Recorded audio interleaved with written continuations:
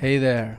The weather is still horrible, so the least I can do is, if I can't skate, I can at least do something with skating. And the next project I attempted was a Bennett vector mod.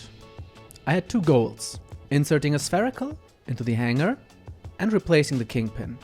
Ideally, you would also change the pivot cup, but I didn't do that now, and I think that's quite an easy fix. I might do that after I could test the truck after its modifications.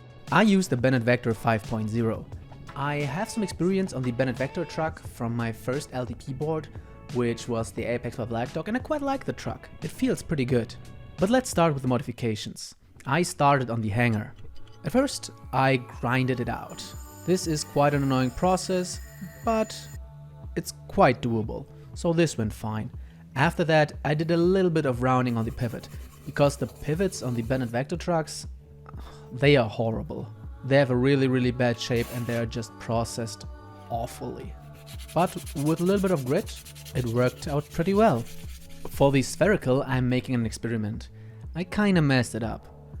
I only realized after I bought the bearings that there is a conversion issue between metric and imperial bearings. The whole hardware from skateboarding is from America, so the hardware that is accessible in Europe, well, it's not gonna fit perfectly. So the bearing is a little bit off. But the interesting thing about the bearing is that this is made out of plastic.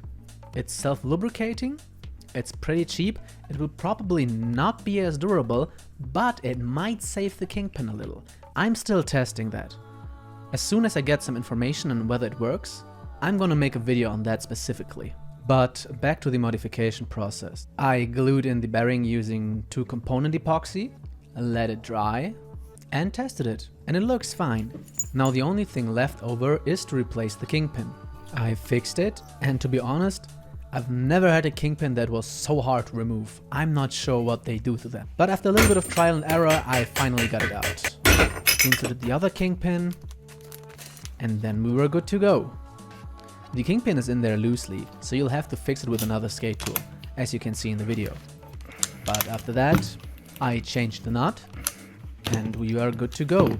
Due to space issues, I have a normal barrel bushing on the board side and a tall barrel on the road side. Both are about 85A and have been modified to accommodate the spherical bearing by cutting out parts with an X-Acto knife.